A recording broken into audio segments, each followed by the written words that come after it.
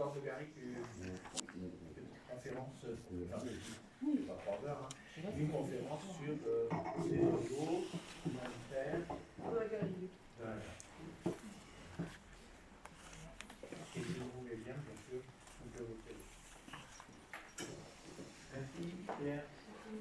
Écoutez, bonsoir à tous, et puis c'est à mon tour de vous remercier, de remercier le Masroquet, bien entendu, qui est à l'origine à la fois de l'exposition et de cette intervention, mais ce n'est pas la première, et ça, j'espère que ça ne sera pas la dernière. Mes remerciements ils vont aussi, bien entendu, à la municipalité qui a mis la salle à notre disposition, aux représentants de la presse qui ont bien relayé le message, et puis à tous les photographes qui ont participé à cette manifestation avec beaucoup de talent. Et, je crois qu'actuellement, Ville d'Erac est en train vraiment d'avoir des lettres de noblesse en matière ornithologique, parce qu'après l'exposition très poétique et merveilleuse de notre collègue Azopardi, voilà, ben là c'était plutôt sur les oiseaux d'eau, là chez nous ça sera plutôt sur la garrigue.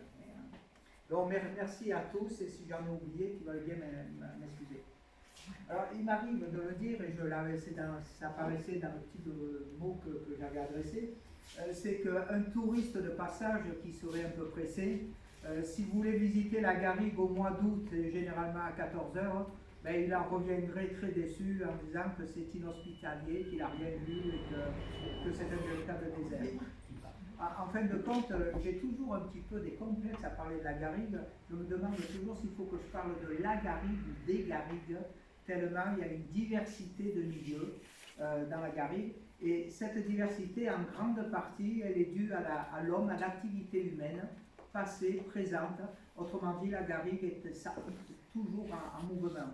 Quand il y avait beaucoup de troupeaux, quand il y avait une activité agricole qui était vraiment une activité, non pas pour faire des profits, mais c'était pour une activité agricole de subsistance, c'était pour vivre, où chacun avait son petit lopin de terrain, ben, les terres étaient beaucoup plus ouvertes. Et le malheur, j'allais dire, c'est l'abandon de l'agriculture dans le milieu de la garrigue et l'abandon du pastoralisme qui fait que, ou ces deux éléments font, que ben, le milieu a tendance à se refermer, et demain si ça continue on n'aura que de la broussaille avec que du sanglier au milieu, mais tout le reste aura disparu et ça serait vraiment dommage. Parce que quand on y regarde de près, ben, la garrigue c'est un milieu complexe. Alors bien sûr on imagine, on a cette image d'Épinal où on voit un paysage écrasé par le soleil, ce qui est vrai dans une certaine mesure, mais il y a aussi des mares. Alors elles sont souvent temporaires, ces mares en garrigue, c'est-à-dire que quand il pleuvait au mois de mars ou d'avril ou en hiver, elles se remplissaient, ça risque d'être avec l'évolution de moins en moins souvent, mais elles se remplissaient. Et la faune, ça veut dire que qui dit mare, ben, dit grenouille, dit crapaud, dit... triton. Oui, voilà. Dit triton, voilà, je cherchais le mot, j'ai plus mémoire. Et ces animaux-là ben, se sont adaptés à la garrigue et à cet assèchement des mares que l'on a après en mai, juin, juillet, et puis surtout en août, etc.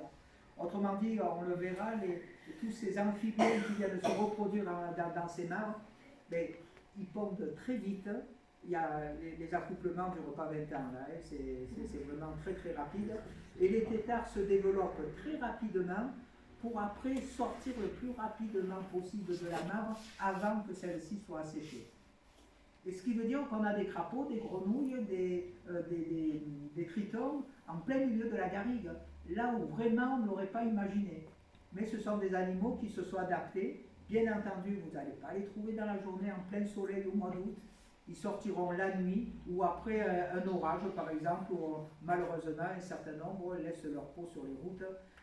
C'est là qu'on les voit parfois en très grand nombre traverser la route et se faire écraser. Alors, la garrigue, c'est bien sûr, comme je viens de vous dire, des amphibiens, qui dit amphibien dit aussi reptiles, c'est des insectes, c'est des oiseaux, c'est des mammifères. Et il nous a semblé intéressant que ce milieu qui est tellement beau, pour qui prend la patience d'aller le voir et essayer de le découvrir, ben c'était intéressant de vous présenter quelque chose plutôt que des longs discours.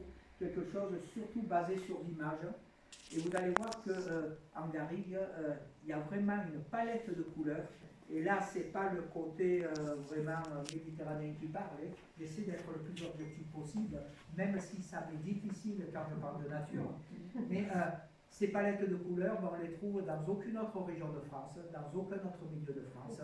Et c'est ça qui fait toute cette richesse et qui nous faisait dire que nous avons devant nous un véritable trésor qui convient vraiment d'entretenir. Et je sais qu'en particulier sur l'Ivérac, la société